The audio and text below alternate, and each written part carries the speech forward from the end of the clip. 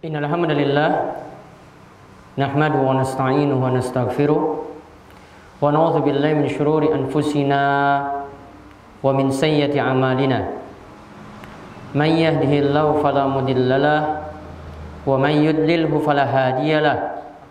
Wa asyhadu an la ilaha illallah wahdahu la syarika lahu wa asyhadu anna Muhammadan abduhu wa rasuluh. Allahumma salli ala nabiyyina Muhammad wa ala alihi wa man tabi'ahum bi ihsanin ila yaumiddin.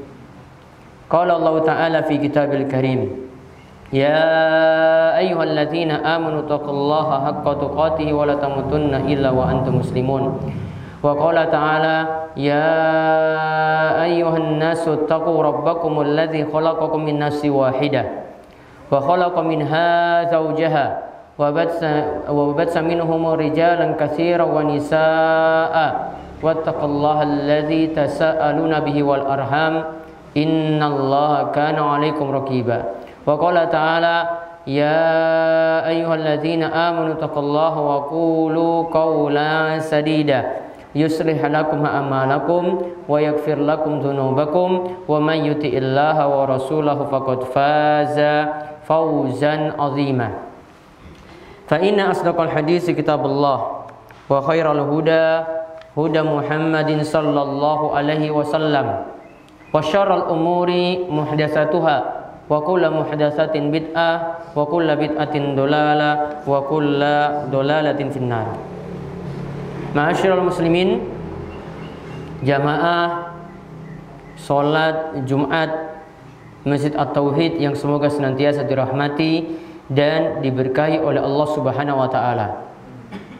Kita bersyukur pada Allah atas nikmat dan karunia yang telah Allah anugerahkan kepada kita sekalian. Kita diberikan kesehatan, masih diberikan umur panjang, dan juga waktu luang, serta nikmat yang lebih besar daripada itu semuanya, yaitu rizki pada batin kita, yaitu berupa kenikmatan iman dan kenikmatan Islam. Mugi-mugi kita menjadi hamba Allah Subhanahu wa taala yang bersyukur, dan nantinya Allah akan terus menambahkan kita berbagai macam nikmat yang lainnya. Dan kita juga bersyukur pada Allah Subhanahu wa taala, kita telah menginjak hari terakhir dari bulan Dzulqa'dah. Dan besok hari kita akan mengawali bulan besar, bulan Dzulhijjah, mulai pada hari Sabtu, tepatnya nanti pada waktu maghrib kita masuk dengan bulan Dzulhijjah, yaitu tanggal 1. Dan bulan tersebut adalah bulan yang mulia, di mana Nabi SAW itu mengatakan, ma min ayyam al-amalu sholih fiha, tidak ada hari yang lebih baik beramal soleh di dalamnya, yaitu beramal pada yakni Ashrul Dzulhijjah, yaitu di 10 hari pertama dari bulan Dzulhijjah. Amalan yang dilakukan di dalamnya itu sangat-sangat luar biasa keutamaannya. Maka kita bersyukur pada Allah. Sebentar lagi kita akan masuki bulan Dzulhijjah. Mudah-mudahan kita semuanya juga dapat mengisi hari-hari yang ada tadi dengan terus melakukan amal soleh pada Allah Subhanahu wa ta'ala. Salawat dan salam semoga tercurahkan pula kepada junjungan kita yang besar Nabi Agung Muhammad sallallahu alaihi wasallam, pada para sahabat, pada para tabi'in, pada para tabi'ut tabi'in, serta para ulama dan setiap pengikut Nabi yang mengikuti beliau dengan baik hingga akhir zaman. Ma'asyiral muslimin rahimani wa rahimakumullah, terkait dengan masalah kurban yang nanti kita akan dapati di bulan Dzulhijjah nanti, yaitu disyariatkan kurban itu ditunaikan mulai dari perayaan Idul Adha sampai pada hari tasyrik yang terakhir, sampai pada tanggal 13 dari bulan Dzulhijjah. Totalnya ada 4 hari kita melaksanakan ibadah kurban. Kaum muslimin yang semoga senantiasa dirahmati oleh Allah Subhanahu wa taala, yang patut dipahami pertama kali, kurban ini dilakukan, disunahkan bagi yang mampu untuk berkurban, punya kelebihan rezeki, hendaklah berkurban. Yang punya kelebihan rizki, punya kemampuan, maka hendaklah itu berkurban. Sebagaimana ini pendapat dari jumhur atau kebanyakan para ulama, mereka menganjurkan kepada setiap muslim yang mampu hendaklah bisa menunaikan kurban, bisa setiap tahun sekali, atau kapan saja dia punya kelebihan rezeki hendaklah berkurban. Di sini pemahaman yang tepat, setiap tahun tetap boleh berkurban, bukan seumur hidup sekali. Bukan seumur hidup itu sekali. Kalau punya kemampuan, maka jangan sampai ditinggalkan. Kata Imam Syafi'i rahimahullah, beliau katakan, la urrakhis fi tarkiha liman qaddara 'alaiha. Aku tidaklah memberikan keringanan bagi yang mampu berkurban, maka tetaplah dia itu berkurban. Aku tidaklah memberikan keringanan bagi yang mampu berkurban, tetaplah dia itu berkurban.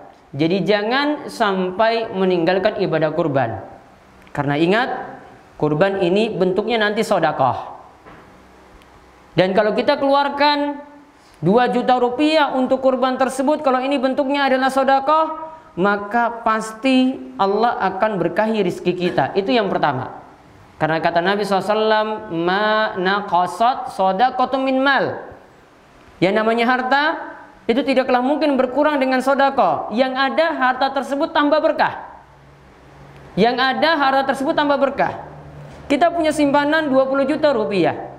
Kalau kita mampu untuk berkurban dengan 2 juta rupiah, berkurang jadi 18 juta. Maka 2 juta yang hilang memang secara bentuknya itu hilang.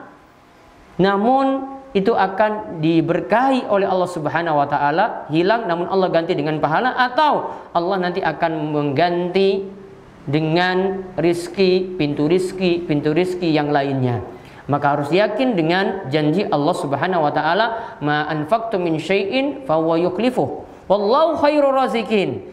Dan ingatlah Allah itu katakan, apa saja yang kalian infakkan, kurban termasuk infak, maka ingatlah Allah yang nanti akan memberikan ganti. Yang kedua yang perlu dipahami, kalau kita berkurban, maka niatannya bukan untuk cari pujian, bukan untuk riya, bukan untuk sum'ah, bukan untuk didengar orang lain kita itu wong sugih sehingga setiap tahunnya itu berkurban, bukan. Namun yang kita cari itu adalah dari daging yang nanti diperoleh, dari darah yang nanti dialirkan, yang kita inginkan dapat ridha Allah Subhanahu wa taala. Jadi bukan ridha manusia yang kita cari. Maka Allah Subhanahu wa taala sebutkan dalam surat Al-Hajj ayat ke-37, la yanalallaha luhumuha wala dima'uha walakin yanaluhu taqwa minkum. Yang Allah inginkan dari kurban yang kita lakukan itu bukanlah daging yang Allah inginkan, bukanlah darah yang mengalir. Namun yang Allah inginkan, Allah ingin dapat bukti sejauh mana ketakwaan kita pada Allah Subhanahu wa taala. Allah ingin mendapatkan bukti sejauh mana ketakwaan kita pada Allah Subhanahu wa taala. Berarti berkurban haruslah ingin mencari ridha Allah Subhanahu wa taala.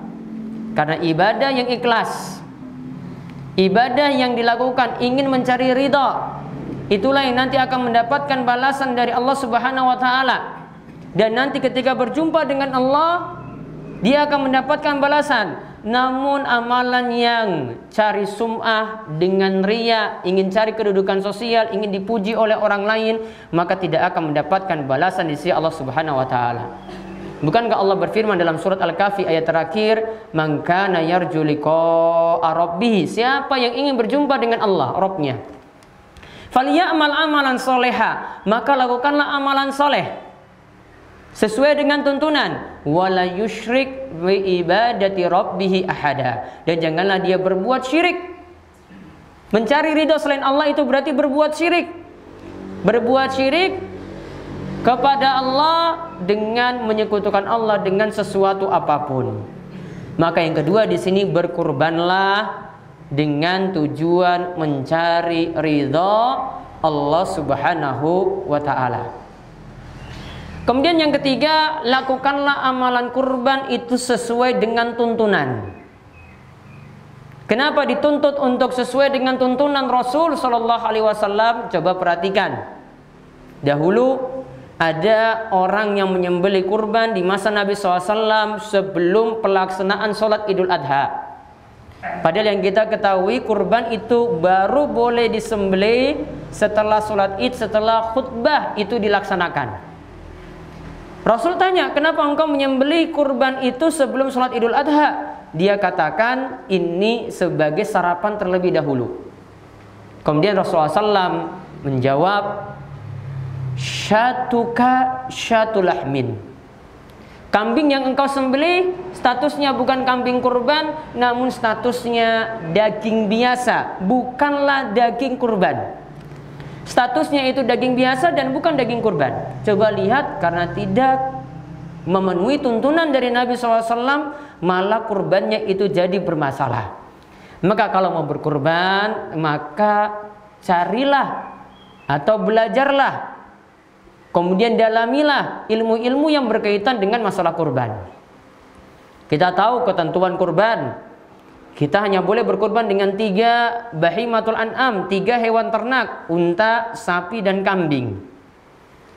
Yang punya lembu boleh digunakan untuk berkurban, yang punya wedhus Jawa bisa digunakan untuk berkurban. Untuk sapi tadi atau unta boleh dengan patungan 7 orang. Sedangkan untuk kambing cuma untuk an syakhsin wahid, cuma untuk 1 orang saja. Namun 1 orang ini boleh diniatkan pahalanya untuk 1 keluarga. Maka aturannya sudah ada.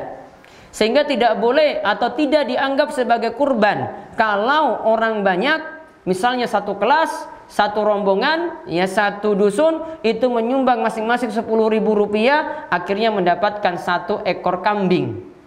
Karena aturannya kambing cuma dari 1 orang saja sebagai urunan, yang menanggung urunannya cuma dari 1 orang. Maka aturannya ada. Penuhilah tuntunan Nabi SAW dalam hal ini.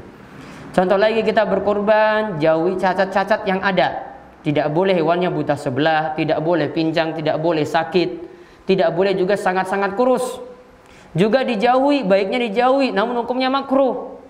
Kalau hewannya itu sanglir, artinya biji pelirnya itu cuma 1, atau telinganya itu suwek, telinganya itu sobek, atau tanduknya itu retak atau patah atau pecah, atau juga ekornya itu terpotong atau giginya itu ompong.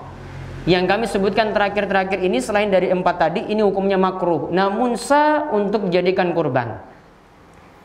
Ada lagi aturan yang mesti dipenuhi ketika kita ingin berkurban, yaitu ketika sudah disembelih, saat disembelih kita membaca bismillah.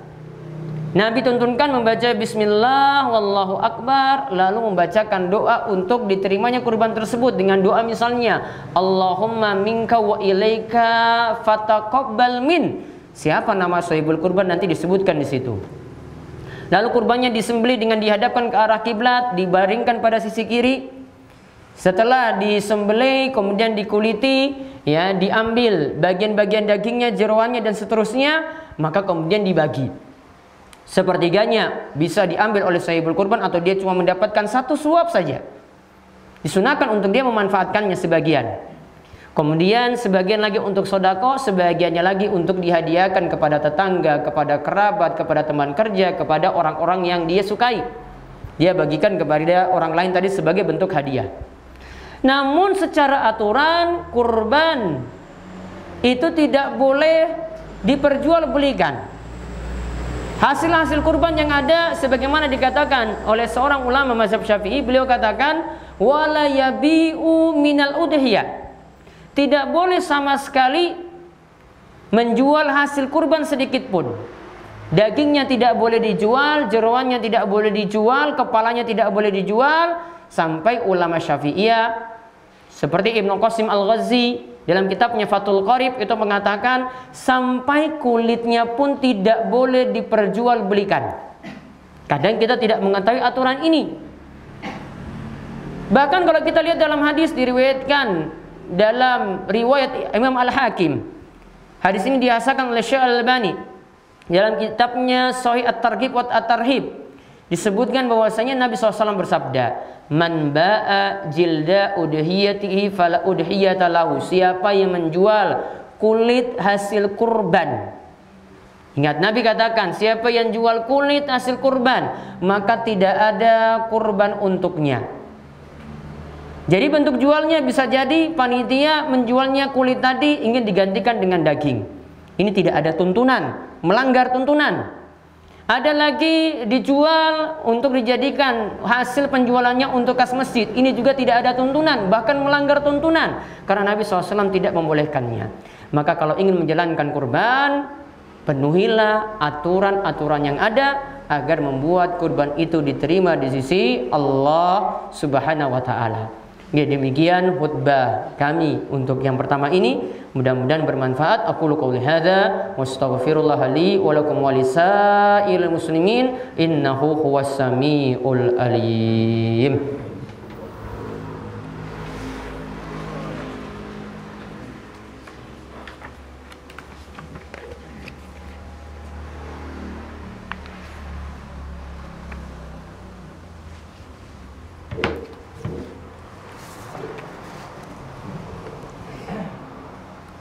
Alhamdulillahirabbil alamin. Hamdan katsiran thayyiban mubarakan fi. Kama yuhibbu rabbuna wa yardah. Wa asyhadu an la ilaha illallah wahdahu la syarikalah wa asyhadu anna Muhammadan abduhu wa rasuluh. Allahumma shalli ala nabiyyina Muhammad wa ala alihi wa man tabi'ahum bi ihsanin ila yaumiddin. Kaum muslimin yang semoga senantiasa dirahmati dan diberkahi oleh Allah Subhanahu wa taala. Kita simpulkan dalam khutbah pertama tadi, yang mampu untuk berkurban hendaklah berkurban, bahkan bisa setiap tahun. Kemudian ingat, kurban dilakukan ikhlas untuk mencari ridha Allah Subhanahu wa taala. Kemudian kurban dilakukan hendaklah memenuhi tuntunan, karena kita punya panutan, punya suri tauladan dari Nabi kita Muhammad sallallahu alaihi wasallam.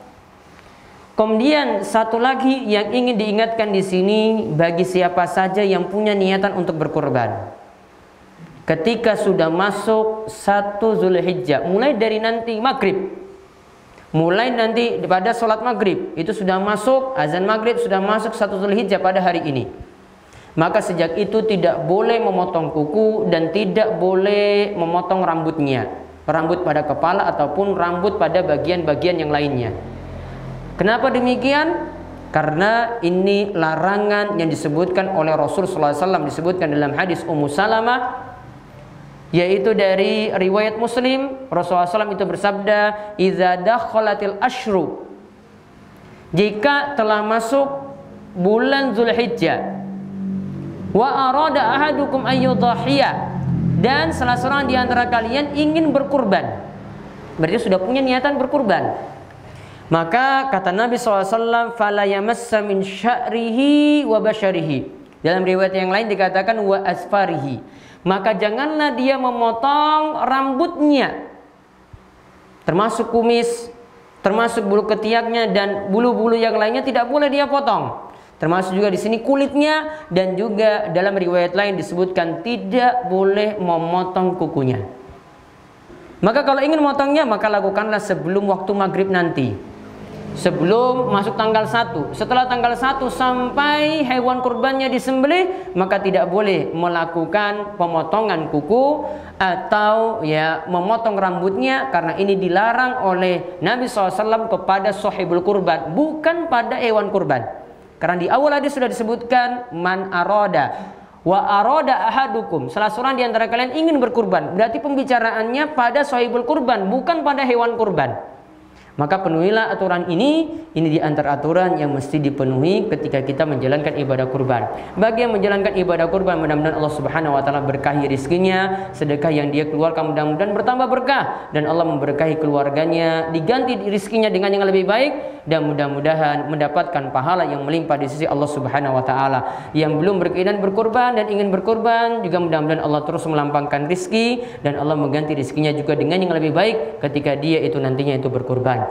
Kaum muslimin yang semoga senantiasa dirahmati oleh Allah Subhanahu wa taala. Di akhir khutbah ini, marilah kita berselawat kepada Rasul SAW. Siapa yang berselawat kepada Rasul sekali, maka Allah akan membalas selawatnya, yaitu akan mengampuni dosa-dosanya, akan merahmati dia. akan membalasnya sebanyak 10 kali salawat. Innallaha wa malaikatahu yusholluna 'alan nabi ya ayyuhallazina amanu shallu 'alaihi wa sallimu taslima. Allahumma shalli 'ala Muhammad wa 'ala ali Muhammad kama shallaita 'ala Ibrahim wa 'ala ali Ibrahim innaka Hamidum Majid. Allahumma barik 'ala Muhammad wa 'ala ali Muhammad kama barakta 'ala Ibrahim wa 'ala ali Ibrahim innaka Hamidum Majid.